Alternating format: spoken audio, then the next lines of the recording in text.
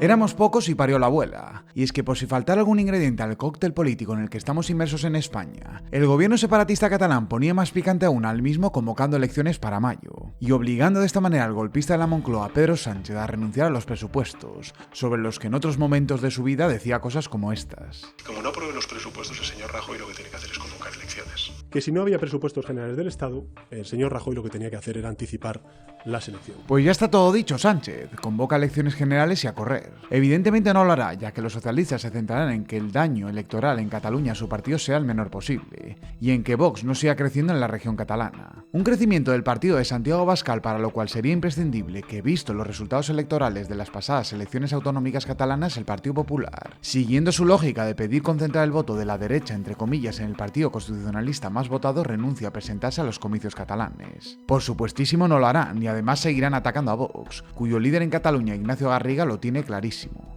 Estas elecciones, recientemente convocadas, son un momento clave para Cataluña. Hay un antes y un después que nosotros queremos trasladar al conjunto de los catalanes, y estamos convencidos de que los catalanes saben muy bien al momento histórico al que nos enfrentamos.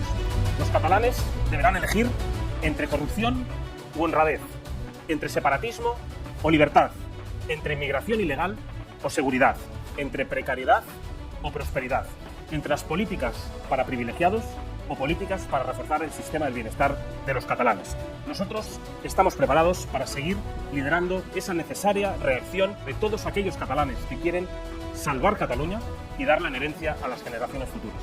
Es el momento de salvar Cataluña y Vox está dispuesto y preparado para ello. Oportunidad histórica para el partido de Santiago Abascal y para los catalanes de bien, que están viendo como día tras día las calles se convierten en más inseguras, y que pueden hacerse una idea del cambio que llegaría de la mano de Vox a Cataluña con solo ver lo que hacía el vicepresidente de Aragón, Alejandro Nolasco, con el folleto del Ramadán que el Partido Popular se ha sacado de la manga en Huesca.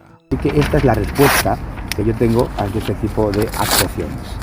Cuando Vox está en los gobiernos no se va a permitir en ningún caso que se promocione, como ya digo, festividades o cualquier tipo de cosas que tengan que ver con el Islam, que como digo va en contra de la libertad, de la igualdad, del progreso y de las mujeres. Más claro el agua. Eso sí, mientras tanto desde las televisiones tipejas como Susana Griso siguen intentando evitar dar regalos a la extrema derecha. ¿Cuál es tu temor con ese centro de menores?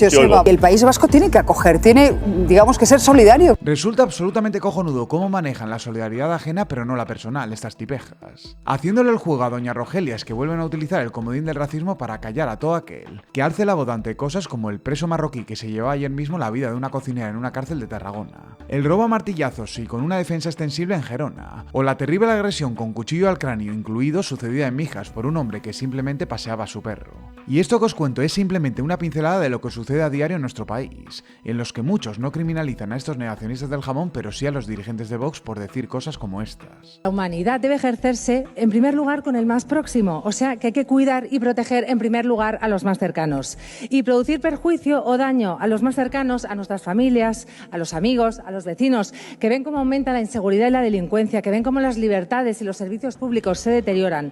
Para ayudar a terceros se aleja completamente de la caridad y de la humanidad y se convierte en demagogia, en irresponsabilidad y en egoísmo. Puro sentido común, del que huye la izquierda y en la mayoría de ocasiones el Partido Popular, cuya presidenta madrileña Isabel Díaz Ayuso se está enfrentando en los últimos días a una cacería típicamente socialista a su pareja, financiada eso sí por ella misma con el dinero de todos, con las paguitas que reparte a la cadena SER, Lo País y demás panfletos, para luego hacerse la víctima y que muchos caigan en la trampa, pese a que en el mismo día el Partido Popular se reunía con el PSOE en Bruselas. Una reunión con la mafia socialista de la que la presidenta madrileña no ha dicho ni mu, ni a pesar de que concejales socialistas en Leganés se hicieran pasar por vecinos de la localidad madrileña para pedir su dimisión a su llegada.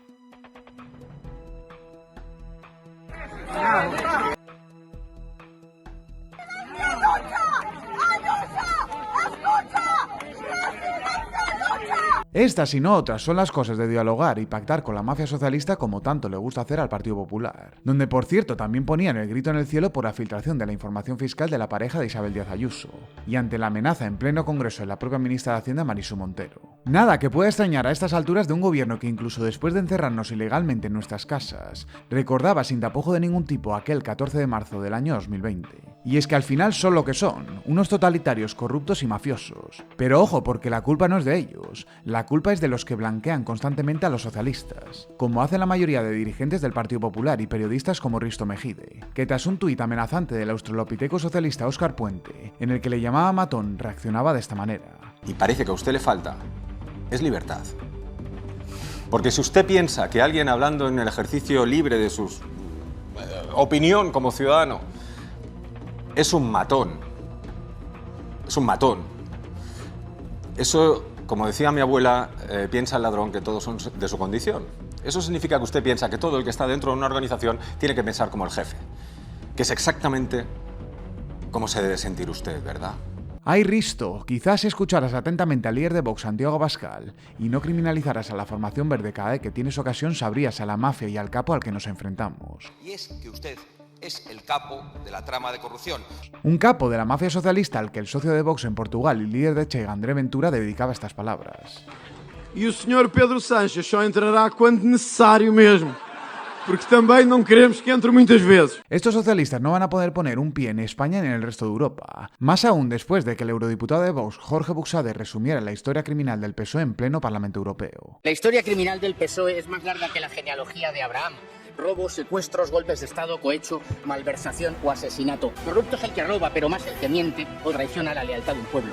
Corrupto es pactar con golpistas y enemigos de España, la aleación más antigua de Europa. Una ley de amnistía para la impunidad de los peores delitos contra la nación. Rebelión, sedición, terrorismo y traición, a cambio de un puñado de votos. Corrupción es permitir que miles de jóvenes en edad militar entren ilegalmente en territorio nacional sin identificar y sin proceder a su deportación inmediata y regalar la nacionalidad española a quienes ni la merecen ni la respetan, metiendo en 5 años 500.000 de inmigrantes que ni trabajan ni padecen. Corrupción es permitir que 2 guardias civiles mueran vilmente asesinados por las mafias del narcotráfico procedente de Marruecos y al día siguiente ir a ver al capo de Tutti Capi, que es el rey de Marruecos, a decir que va a regalarle 45.000 millones de euros. Cositas que hay que repetir a diario en el país en el que se condena a cárcel a un militante de Vox por supuestamente haber hecho un borrón en un mural feminista, pero no a los socialistas corruptos, y en el que Yolanda Díaz, tras votar a favor de amnistiar a los corruptos independentistas catalanes, dice lo siguiente. Los aforamientos y los indultos por corrupción en España se tienen que acabar. Con un par, como el que le iba a echar también el diputado de Vox y profesor Joaquín Robles, para dejar al compillogui de Yolanda Díaz temblando. Usted no sabe nada, usted es un analfabeto funcional y viene aquí creyendo que nos puede insultar, diciéndonos fascistas y diciéndonos tontos. Aquí el único fascista que hay es usted. Señor Robles, usted es el único fascista. No, hombre, que ya está bien de aguantar insultos. No. Y otra cosa le voy a decir. Pero un segundo, señor Robles. Un segundo, por favor. Yo le pido que mantengamos... Se lo tendría que haber pedido a él. Nos ha llamado tontos y nos ha llamado fascistas y no se lo voy a consentir. No, y es la segunda vez que me llaman alfabeto funcional. Señor Pollo. Que lo eres. Por favor. Así hay que tratar a estos auténticos despojos humanos y vagos redomados, a los que el presidente andaluz del Partido Popular, Moreno Bonilla, vuelve a hacer el juego, impulsando un plan de memoria histórica en lugar de derogar esta infecta ley. Las cosas del Partido Azul, que con la supuesta valiente para algunos Cayetana Álvarez de Toledo presente, no apoyaban ni siquiera la PNL de Vox para que Sánchez exigiera a Marruecos la españolidad de Ceuta y Melilla. Y así, con las maldades de unos y la complicidad de otros muchos, estamos como estamos en este país. Con postureos de por medio como el de la presidenta madrileña Ayuso poniendo tweets pro vida mientras reparte el dinero de todos a estos abortorios. Y con unos medios pijoprores que en su día veían perfecta la inclusividad trans, y que ahora, viendo que algunas personas están dejando a la vista de todos la desigualdad de trato a la que se enfrentan los hombres en España, ponen el grito en el cielo que les podría costar sentarse delante del juez por delito de odio, como parece que puede suceder con Sonsoles Onega, Javier Sardá o Ana Rosa Quintana. Y es que todo es maravilloso hasta que las consecuencias les empiezan a afectar a ellos mismos, como sucede con las feministas del empoderamiento y del no necesito para nada a los hombres, cuando ven la realidad tal y como le sucedía a esta mujer. Se me paró el coche en autopista. La gente me está tocando como si yo quisiera. ¡Yo no quiero estar parada! Literalmente llevo en el tráfico como 1 hora y se me